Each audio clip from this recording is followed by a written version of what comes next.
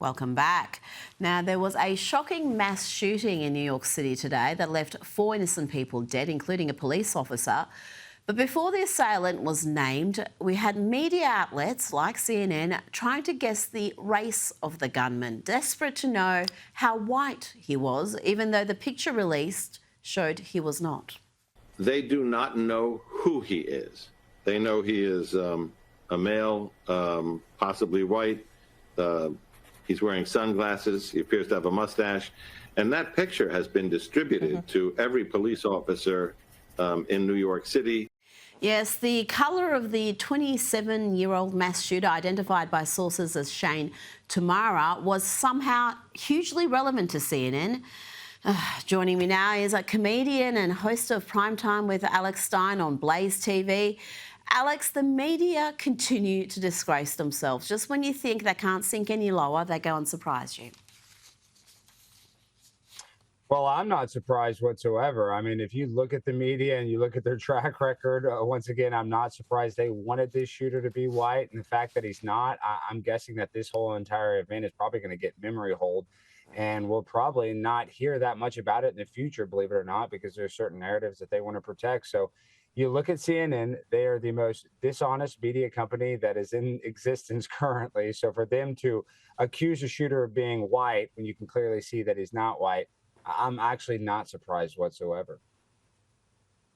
Now let's discuss a far more frivolous issue. Tell me about the outrage from the left, Alex, over these Sydney Sweeney ads. She's advertising jeans, but some are seeing and hearing racist Nazi dog whistles in these ads. Tell me why.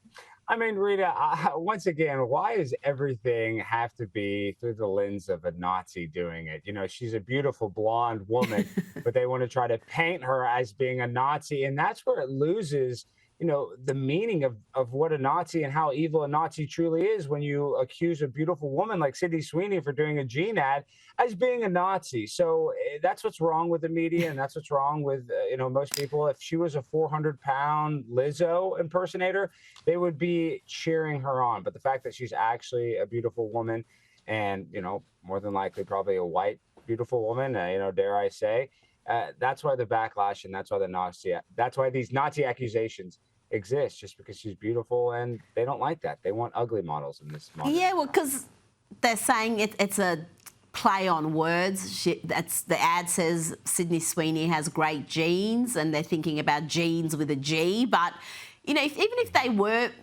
playing up those words, if they ran that ad with Beyonce or some other person of colour and had exactly the same line, no one would be having a meltdown about it. It's just really is quite bizarre. Now, let's go to California, and the lawlessness there is out of control. The shoplifting is out of control. We've now even got cookies under lock and key. Look at this. Somebody come look at this. Look at this. Somebody come and look at this. Look at this. Alex, we're used to seeing high-cost items under lock and key, but cookies and donuts now?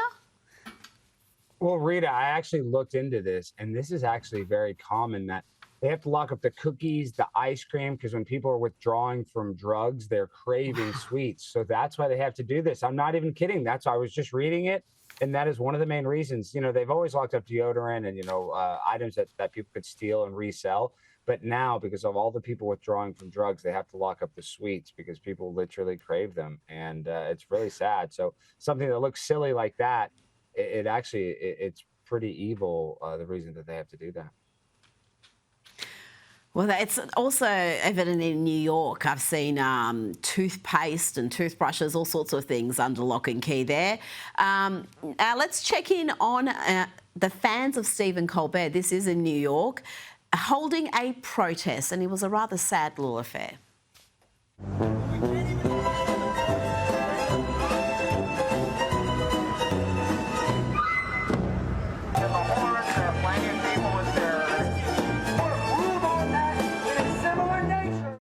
There was about, 20 people there, Alex. They want him reinstated, but if this is the support they're getting, it ain't going to happen. Well, no, I mean, his average audience age is 68 years old, and that was literally more people than watch his show on TV every night. So, I mean, Stephen Colbert, his show's going to get canceled. I wish CBS would just pull the Band-Aid off right now, because they're going to let this guy have a lot of runway to just demonize President Trump and just make bad content. So I want to see Stephen Colbert go on his own, because in this modern era, if he is funny, if he truly deserves to be at that spot, he can do it independently and still be successful. So, the proof is in the pudding. We'll see how successful he is after CBS. I don't know how much longer they can keep this going, because he's not due to be off air till 2026. And he seems to be spending his remaining time on air just having a massive tantrum, bagging his own network. So I wonder how much longer they're going to be paying this enormous salary to him, plus his 200 staff, the fact that the show's losing around 40-50 million a year just to have their own network bagged. So I think I wouldn't be surprised if they get rid of him a bit sooner than they were anticipating. Alex Stein, thank you so much for your time tonight.